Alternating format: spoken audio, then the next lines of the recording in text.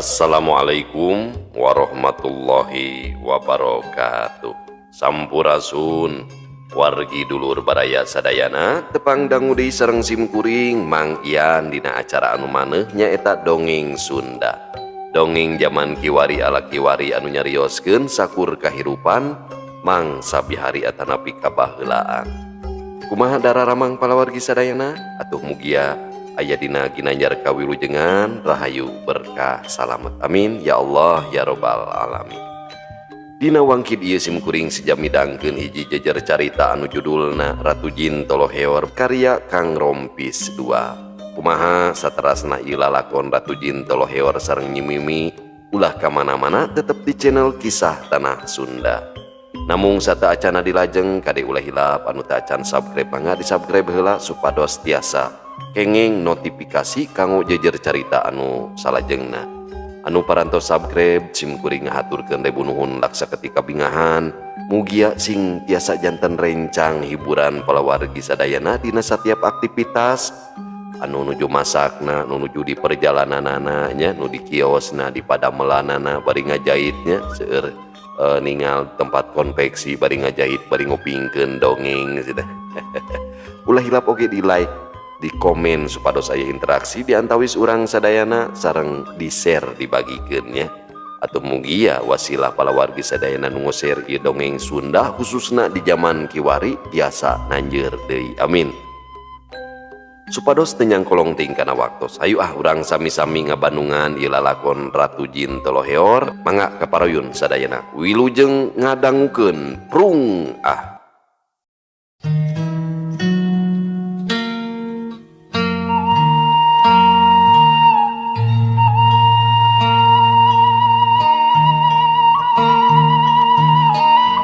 Kunti cacih meresan di pakakas dapur nepi ka rengsena. Hapunten Kanjeng Ratu, isim abdi hoyong diajar ngepel. Cek Kunti cacih bari geek diuk andeprok. Kabayangnya Kunti andeprok hareupeun Ratu Arum. Heueuh sia kudu diajar, lamun sia geus pinter ku aing arek dibawa ka nagara jin. Si bakal dijieun emban ku aing. Pokna Ratu Arum bari nyait kate lantaran ngagoreng ranginangna geus rengse. Hatur nuhun Kanjeng Ratu, upami tos janten emban isim abdi bakal geulis kitu.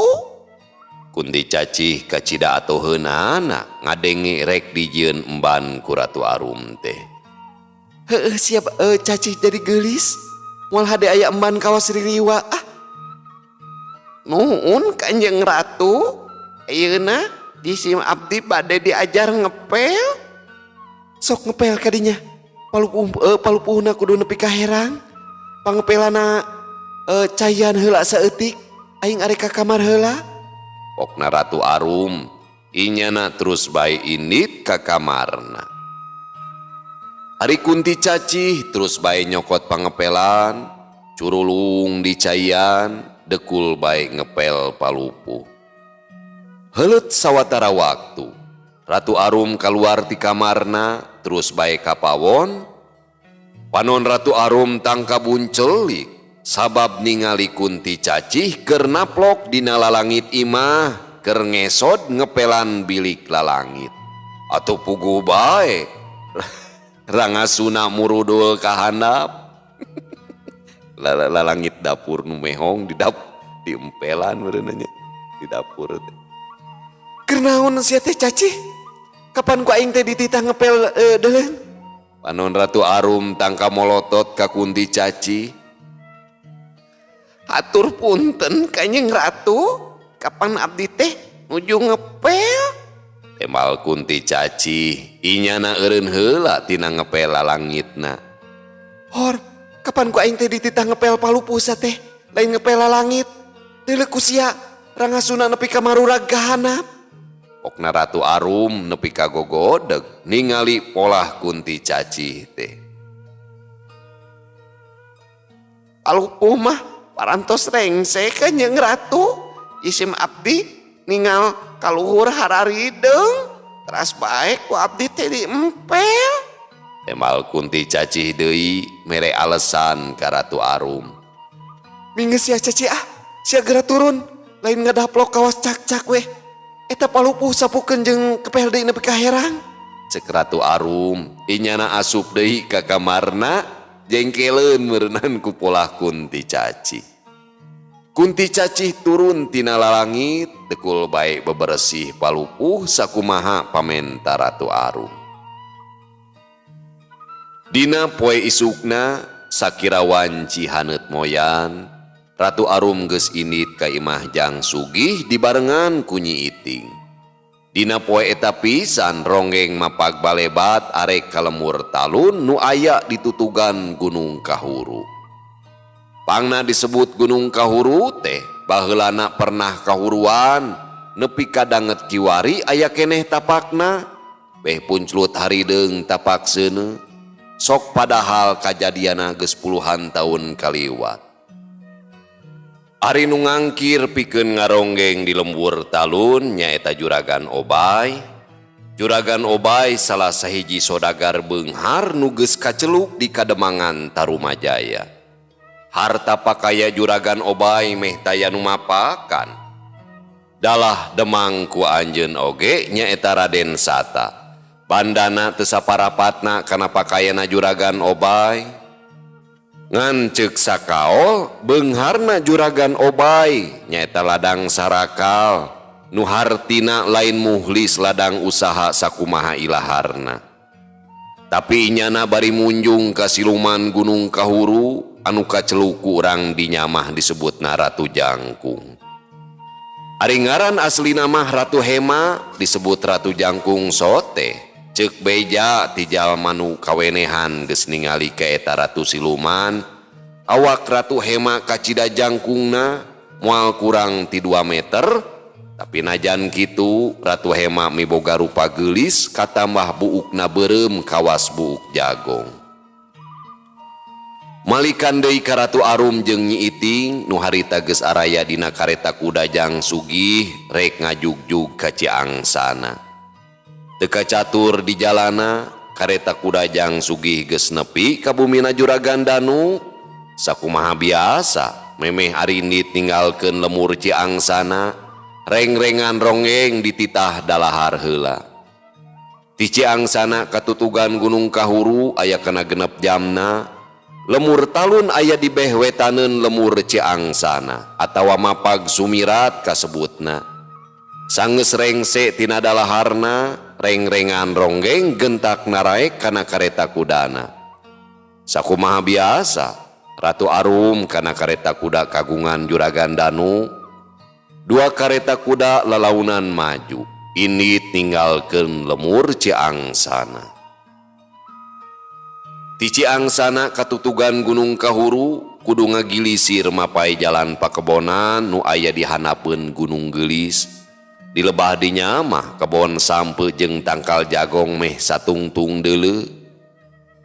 Gancangna carita dina wanci sariak layung reng-rengan ronggeng mapag balebat geus anjog ka lemur talun. Basa nepi ka imah pamangku hajat dipapag ku Juragan Obay disarengan ku Raden Sata salaku Demang Tarumajaya. Aturan Kang Danu, saur Raden Sata ngarangkul ka Juragan Danu. Hehehe, aturan Rai Sata, duh lawas urang tepat-tepang. Waler Juragan Danu sami anjeunna ngarangkul ka Raden Sata. Berkahnya Kang, ayeuna urang tiasa penak deui. Bingah pisan Kang. Raden Sata kalintang bingah, nah tiasa penak deui sareng Juragan Danu. Juragan Obay sarua ngarangkul ka Juragan Danu, baheula mah Juragan Danu jeung Juragan Obay teh sasat sok balantik babarengan. Tapi mangsa baheula mah Juragan Danu can sugih kawas ayeuna. Sanggeus silih bagiakeun sarerea ararasup ka jero imahna. Ari Ratu Arum sanggeus sasalaman langsung bae asup ka salah sahiji kamar nu disadiakeun keur manehna. Raden Sata sareng Juragan Obay tesidikeun kana beungeut Ratu Arum sabab beungeut Ratu Arum ditutupan ku lawon bodas. Sanggeus aya di kamarna, Ratu Arum ngawatek pangawasana. Sabab ti barang datang ka imah juragan Obay, manehna ngarasa ayana kungkungan siluman. Breh katingali para siluman nurupana badis bagong, kacida lobana di imah juragan Obay. Para siluman keur ngaletakan sabangsaning kadaharan, aya oge nu keur ngagalei sangu ku sukuna, sawareh deui keur ngahanca kadaharan nu aya di dinya. Geus didahar diutahkeun deui kana urutna, atuh puguh bae Ratu Arum tangka buncelik awahing ku amek sabab ngarasa jari jipen jeung rujit. Model gitunya pala wargi anu maruja mah gitu, nu ngandelkeun jurig supaya laku dagangan atau kumaha wae gitu. Seperti gitu tah supaya payuna teh aya nu ciduhan heula cenah ya ge. Setan alas, kurang ajar, dasar siluman begu haram jadah. Mata keuleuh aing neuleuna, awas ya, ku aing didodog ayeuna keneh. Kitu ceuk Ratu Arum, beungeutna beureum awahing ku ambek. Sanggeus ngonci panto kamarna, Ratu Arum ngaleungit ti dinya. Ratu Arum ngablesat ngambah jomantara, rek ngajugjug ka nagara siluman bagong, nu ngaranna nagara Giri Kahuru, anu diratuan ku Ratu Hema anu kawentar pada nyebut Ratu Jangkung. Ku pangawasana Ratu Arum, manehna teu kasungsi kudu ngajaraga di karaton. Inyana geus ngajangelek hareupeun Ratu Jangkung. Puguh bae Ratu Jangkung nu keur diuk dina kursi karajaan tangka ngagurubug. Kitu deui para punggawa jeung gulang-gulang ukur carolohok mireungeuh Ratu Arum geus aya di dinya. Nu nganung harti nu datang miboga kasakte nu kacidaluhungna.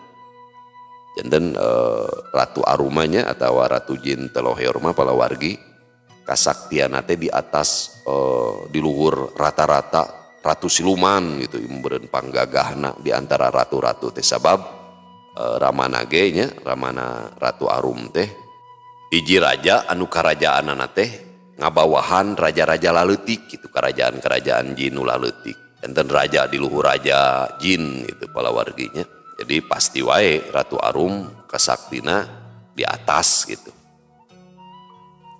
Saha anjeun teh? Cek Ratu Jangkung ka cirita giur. Panon Ratu Arum muncereng ka Ratu Jangkung. Dasar sia Ratu Jagong cekekeun teteh lo?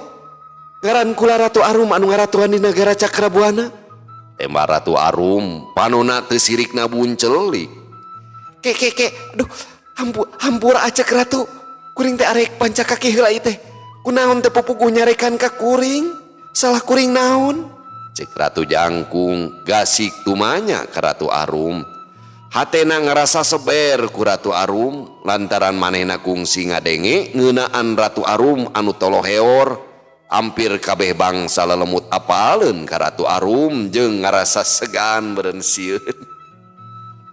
Dengekeun ku anjeun Ratu Jagong. Kula arek cacarita. Dengekeun ku ceuli anjeun nurbing.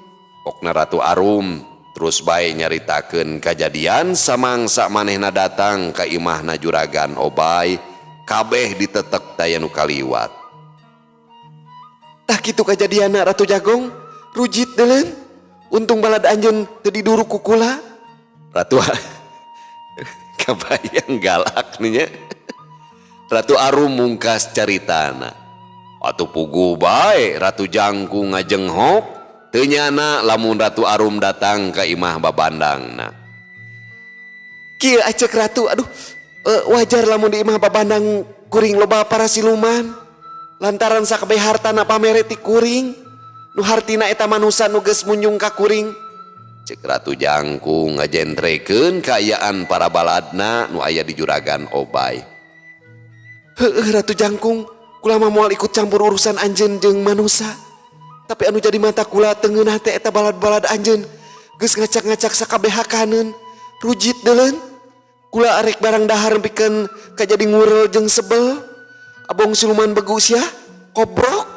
Kitu cek Ratu Arum teu sirikna hayang ngrekeb ka Ratu Jangkung sabab Ratu Arum sakitu segutna atuh kana barang dahar kari-kari ningali kadaharan diacak-acak ku siluman Bagong. Ugu bae nafsuna ngagugudug teu kacaturnya biasa nama galak gitu aja. Oh, ulah wara nafsu acek ratu. Kula can ngarti itu kana pawe kana ieu pasoalan. Ke ari acek ratu rek naon los-losan ka imah si Obay. Kapan acek ratu teh wangsa lembut. Ratu Jangkung ngarasa reuas ningali Ratu Arum siga nu rek ngrekeb ka manehna teh. Antuk namah tumanya ngeunaan ka sang tukangna nepi ka Ratu Arum bisa unggah ka imah juragan Obay. Bisi hayang nyaho, kula teh keur ngarongeng deuleun. Ngarongeng? Naon ari ngarongeng teh acek? Cek Ratu Jangkung banget ku teu ngartieun. Dasar ratu beleguk, awak jangkung tamu si Ratu Jagong. Matak pantes can boga salaki anjeun mah. Bungan belet gablek otak teh. Lamun hayang apal milu ka kula ngarongeng. Ngarah meunang jodoh teu kebluk teuing sa teh. Ratu Arum nyarekan lak-lak dasar ka Ratu Jangkung. Ratu Jangkung teu ngomong deui ukur mikiran caritaan Ratu Arum. Jadi kuring kudu kumaha acek ratu? Cek Ratu Jangkung ngemuka bingung. Balat Bagong anjeun ditabalik ka dieu muntong aya di imah si Boboy. Sanes Boboy tapi Obay acek ratu. Hor, nah geus ganti ngaran gitu. Cek Ratu Arum bari mencerong ka Ratu Jangkung. Ari Ratu Jangkung garo-garo teu ateul rek ngomong sieun ni paidonya sieun dicarekan deui kitu nama. Dengikeun Ratu Jagong, sanggeus balad begu eueuh ti imah si Boboy. Titah si Boboy micieun sakabeh kadaharan nu aya di imahna. Bejakeun ku anjeun Ratu Jagong, pintunan ronggeng peuting ge kudu batal, diteruskeun dina peuting isukna. Salian ti eta si Boboy kudu muncit munding ngora dua. Popolahna kudu ngeunah jeung haripu. Tapi daging muning muntong dipolah kabeh. Satengahna tina muning nu hiji kudu dianterkeun ka Cidamar, ka imah Mang Sahdi. Lian ti eta si Boboy kudu ngayakeun hayam 100 siki. Anu 50 siki kudu dipencit, anu 50 siki deui sarua kudu dianterkeun ka Cidamar. Kaharti Ratu Jagong? Kitu ceuk Ratu Arum nyarita tatag inyana mere pancen ka Ratu Siluman. Kuring moal baha acek ratu? Walon Ratu Jangkung manehna moal bisa baha kana kahayang Ratu Arum sokomo perkara kitu mah ka cida entengna. Dina peuting isuk anjeun kudu milu ngaronggeng jeung kula di imah si Boboy. Cek Ratu Arum deui manehna ngajakan ka Ratu Jangkung pikeun ngaronggeng. Ugu bae Ratu Jangkung tangka ngajengho manehna can pernah apaleun kana perkara ronggeng mah. Kuring tak apal perkara nu kitu mah acek ratu? Tingali ku anjeun Ratu Jagong. Pokna Ratu Arum terus bae manehna ngareng kenek ngibing ronggeng nyontokeun ti ditu nama. Ugu bae Ratu Jangkung jeung anu araya di dinya ukur pating poloho. Ari Ratu Jangkung kacida katajina ku kaparigelan Ratu Arum samang sangibing. Duh, aya ku hadena eta gerakan teh acek ratu. Kuring ge jadi katarik ati. Cek Ratu Jangkung ngebrehkeun katarik atina ka Ratu Arum. Heueuh matak anjeun kudu milu jeung kula ngaronggeng. Samangsa aya lalaki manusa nu maturan anjeun ngaronggeng, bawa ku anjeun ka dieu. Nu hartina eta manusa teh bisa lakieun anjeun. Awak jangkung badag tambu tapi teu payu ka jalu kaburu bajir sia teh. Ratu Arum teh didingding kelir ngomongna teh ka Ratu Jangkung estuning sajeplakna. Kuring ngarti acek ratu, ulah wara baliknya kuring hayang ngobrol heula. Kitu cek Ratu Jangkung mangsa harita. Anu antuk nama 200 jin aluprek ngobrol. Teu ngagarosip naon ya. Da wewe geja ti bangsa jin ge sarua meureun resep ngagosip. Gancangna carita dina wanci sareupna atawa mangsa pajar di alam siluman. Ratu Jangkung nitahan patihna lembu hawuk pikeun nepungan juragan Obay. Sakumaha papatah ratuna, patih lembu hawuk nepikeun amanat ti ratuna ka juragan Obay. Sanggeus meunang beja ti Ratu Puhitanana, juragan Obay harita keneh nitah miceun sakabeh kadaharan nu aya di imahna. Kitu deui, pintonan ronggeng kudu dibatalkeun dina peuting eta. Raden Obay geus sasadu ka juragan Danu, kajeun mere parurugi cenah ku duit. Juragan Obay oge mere parentah ka para badegana sangkan mencit munding 2 sarta ngayakeun hayam 100 siki. Eta hayam kudu dianterkeun ka Cidamar 50 siki katambahan ku daging munding. Juragan Obay moal bisa mungpang kana parentah Ratu Siluman Puhitanana. Kacaturkeun deui kayaan Kunti Cacih di imah Mbah Kune. Harita sakira wanci sareureuk kolot, Kunti Cacih keur di dapur mirun seuneu. Mirun seuneu eta. Duh. Kabayangnya aya Kunti mirun seuneu balawargi. Panona anu bolotot belot teh rurat reret ningalian kana pakakas dapur. Kunti Cacih boga karep hayang popolah nurutan Ratu Arum. Cagana katel terus bae ditagenkeun kana luhur hawu. Ret kana minyak leti gancang dicokot dibahekeun kana luhur katel. Basa kadenge sora minyak ngajorojos, Kunti Cacih ngarenjak. Diukna langsung ngajauhan tina hawu. Ruas Panona terus bae rurat reret ningalian kana jero pago nu taya pantoan. Breh katingali didinya aya opak nu masih keneh dibeungkeutan. Opak gasik dicokot ku Kunti Cacih, talina gancang dilaanan. Bari asa-asa opak sasiki dianclomkeun kana luhur katel. Opak langsung mudeg-deg bekah kakeueum ku minyak panas. Kunti Cacih tangka ngagurubuk, ngarasa reuas jeung atoh. Reuas ngagedean, tapi atoh. Da wewe mah kitu nya, mun aya nu ngagedean teh. Reuas tapi atoh. Eta mah naon we nu ngagedean mah. Panonna teu sirikna molotot, nempokeun kana opak nu bekah, gap kana suluh. Opak dibalikeun make suluh. Telila opak dicokot ku Kunti Cacih terus bae ditunda dina luhur jojodog. Kunti Cacih alak ili kana opak imeutna keranan. Ragamang leungeun anu rangwas teh nyabakan kana opak. Krak opak potong lebah tengahna. Kadedetkeun ku leungeun Kunti Cacih. Gurubug Kunti Cacih ngagurubug deui. Inyana langsung rejat reuaseun ti ditu nama reuaseun. Belegug aing mah kudu nama ulah dicabakan jadi gonyel jeung potong bulan leutik teh. Cik Kunti Cacih ngagerendeng sorangan nyebut kana opak teh bulan leutik. Kunti Cacih terus bae nyokot opak nu sejena digoreng deui ku manehna. Kacaritakeun deui tatangga Mbah Kune nu ngaranna Mang Isro, manehna nu kaamanatan ku Mbah Kune sangkan ngaroris imahna bisi kumaha onam. Basa anjog ka imah Amu Esin, Mang Isro ngarasa kaget sabab di jero imah kadenge sora nu keur popolah. Sajongjonan mah Mang Isro ngahuleng lantaran apaleun lamun Ratu Arum keur indit ngaronggeng. Keke nasahan waya kieu popolah.